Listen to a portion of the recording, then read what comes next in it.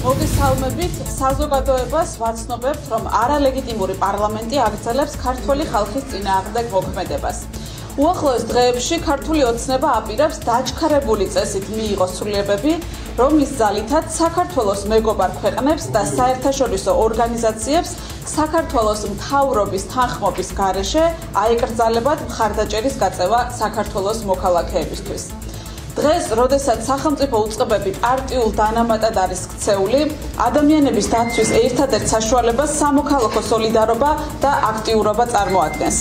აღნიშნული კანონი თავისი არსით და მოსალოდნელი შედეგით არის ხალხის დევნის აქტი და მიზნად ისახავს მოქალაქეების მმართველი პარტიის სადამსჯელო სისტემის პირისპირ დატოვებას და საერთაშორისო საზოგადოებისთვის მათი თანადგომის აკრძალვას. ქართული ოცნების ეს ინიციატივა არის საქართველოს სამოქალაქო საზოგადოების და ხალხის დახმარების სისტემის განადგურების სტრატეგიის გაგრძელება.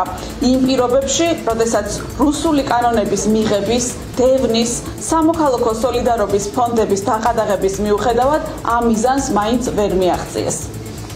ხაზგასმით აღნიშნავთ, რომ ეს კანონი მიზნად ისახავს საქართველოს ჩაკეტილ, იზოლირებულ სახელმწიფოდ გადაქცევას, სადაც საზოგადოებრივი ცხოვრების ყველა სფერო უნდა დაექვემდებაროს პარტია ქართული ოცნების ტოტალიტარული სტილის კონტროლს და გამოირიცხოს საზოგადოებისათვის საჭირო თანადგომის მიღება საერთაშორისო პარტნიორებისგან და მეგობრებისგან.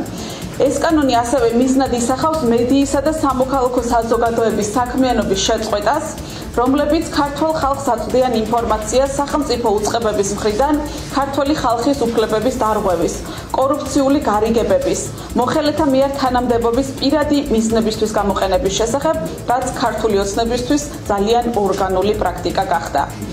არალეგიტიმური პარლამენტი ცდილობს ქართულ ხალხს ჩამოაშოროს მეგობრების მხარდაჭერა და თანადგომა და დაუცველი დატოვოს ბავშვები, ქალები, სტუდენტები, ხანდაზმულები, უკანონო პატიმრები, სამსახურიდან უკანონოდ გათავისუფლებულები, უკანონოდ დაჯარიმებულები, ძალადობის მსხვერპლები, შშმ პირები, ჟურნალისტები, კულტურის, ბიზნესის და სხვა სფეროს წარმომადგენლები.